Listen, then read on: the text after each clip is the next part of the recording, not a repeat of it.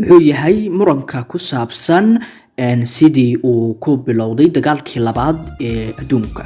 waxaa marba marka kasii dambaysa sii xoogaysanaya muranka u dhaxeeya Ruushka iyo dalalka midowga Yurub ee ku saabsan waxyaabihii dhaliyay dagaalkii labaad ee adduunka.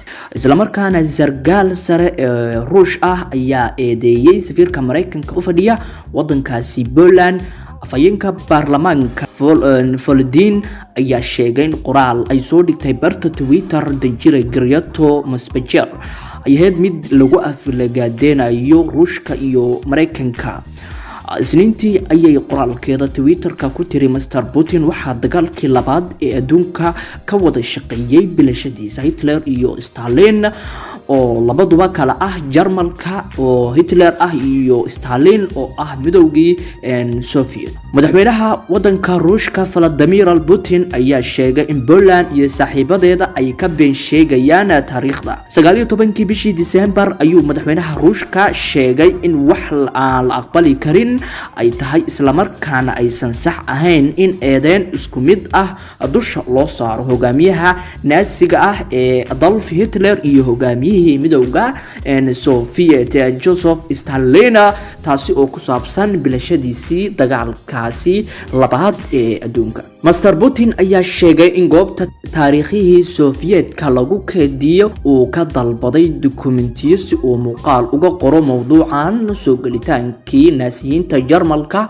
ay soo galeen Poland bishii September kowdeedii sanadii 1939. waxa uu Putin ku dooday in dalalka reer galbeed iyo Poland ay ku farxsan yihiin gardaradii uu ku qabsaday Yugoslavia sanadii 1938. weerarkii ay naasiyiintii Jarmalka ku qaadeen Poland ayaa timid toddobaad kadib markii wasiirkii arrimaha dibadda ee Hitler ee lagu magacaabi jiray Joachim uu dhigiisa Sovietka Molotov ay kala saxiixdeen heshiis ahaa inaan wax dagaal ah la isku qaadi doonin. heshiiskaasi oo dad badan ka yaabiyay waxaa la saxiixay sanadu markay ahayd 23 bishii sideedaad sanadkii 1939. qodob qarsoodi ahaa oo heshiiskaasi ka mid ah ayaa lagu kala gooyay bariga Yurub, taasi oo labada hogaamiye oo kaligood taliska ahaa u ogolaaday inay qabsadaan wadankaasi Poland.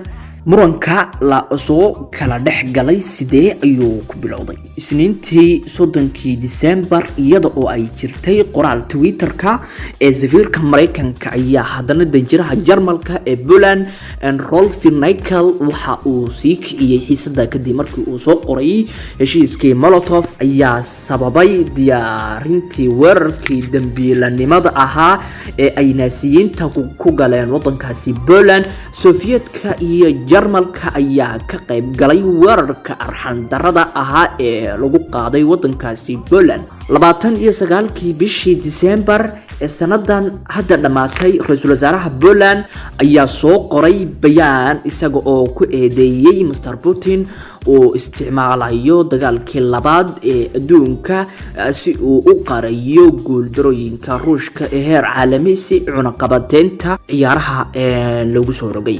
27 bishii December wasiirka arrimaha dibadda ee wadankaasi Poland ayaa u yeeray safiirka Ruushka si uu cabasho ugu gudbiyo isaga oo dib u xusuusiyay in dagaalka ay Poland uga dhinteen 6 milyan oo qof. xiisadani ayaa waxa ay u muuqataa xiisada la mid ah xiisadihii ka dhashay dagaalkii labaad ee adduunka oo ay ku baratamayeen dalalka kala ah